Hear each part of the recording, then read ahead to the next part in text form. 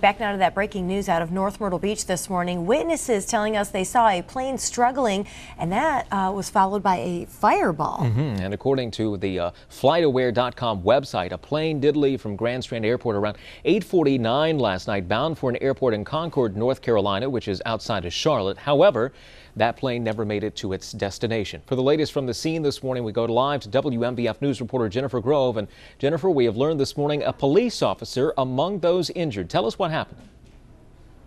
Matt, I want to give you the latest from officials. We know that 3 were taken to a regional medical center in the area, released because of smoke inhalation concerns. One of those, that officer you just mentioned, but we're now hearing a 4th victim was transferred because of some burn injuries. We've called around to a number of facilities, burn units in the area. Still no word on where they were transferred to, but with the sun coming up, I want to give you a look out here at just what we're seeing. I mean, a mess of pieces of this plane. You're talking about that fireball you mentioned and the heat coming off of the plane when it caught this area on fire. You're seeing just the sides of that mobile home sagging off of the side of the building there, and the pieces, the shards of the plane just sitting strewn about out here. As you mentioned, we are still waiting on the FAA to get out here to begin their investigation so we can find out just what happened out here. As you can see from the video, it was dark out here last night, so certainly with the sun coming up, the FAA is going to have a much better opportunity to try to figure out and piece together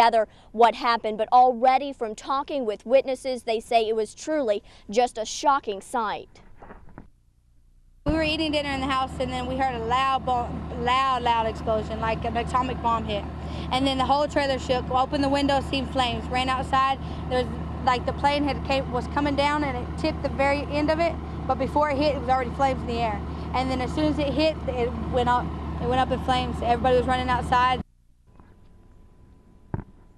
Again, we want to let folks know, in addition to those folks taken to the area hospital, we also have at least one confirmed fatality in that plane crash. We're still waiting on confirmation of the identity of that victim. Reporting live here in North Myrtle Beach this morning, Jennifer Grove for WMBF News. Details keep coming in, so we thank you so much for bringing us the latest this morning, doing a great job out there. And since that plane went down, photos and videos have been pouring into our newsroom, so we want to take a look at those this morning. They really give you a view of what it was like for witnesses there at the scene last night, again around 9 o'clock when this plane went down. You sort of see that fireball there in the distance, and then, boy, this just looks like a war zone here as the plane skidded into the ground and skidded into these mobile homes, bursting into flames. And there you see the aftermath, that one mobile home just destroyed by the impact and also the fire there, which obviously fire crews had to respond to, and quite a night for them, I'm sure, and probably hasn't quite ended for many of them here this morning, as we've seen them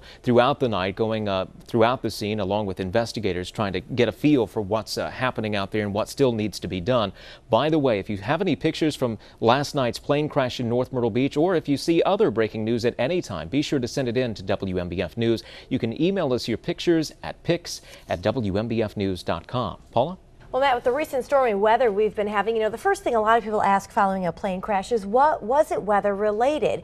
Katie joins us now to tell us what the weather may have looked like last night about the time this plane went down. Yeah, Paula, I've actually taken the radar back a couple hours here. This is 8 o'clock last night, and it loops 2 hours here. So from 8 to 10 is what we're finding this loop on the radar from Wednesday evening. And again, the plane crashing around 9 o'clock, or when the calls started coming in. You can see a lot of those showers and storms off to the south and more off to the west of where the plane crash actually occurred. As we zoom in on the radar, you can see where North Myrtle Beach is. That's basically where the airport, Grand Strand Airport, is, and then Little River Neck Road is where we were getting the ports of the plane crash itself. So the shower activity not in the area, but other things coming out of the Grand Strand Airport. This is what the report was at 8:53. Southwest winds at 13 miles an hour, so they were a bit gusty out there. 10 miles visibility, so visibility was clear, but the skies were overcast at a pretty low level, so a lot of questions still up in the air, but the rain showers doesn't look to be the cause of the crash. And of course, we know the FAA is headed to the scene this morning, so they'll start their investigation, and we'll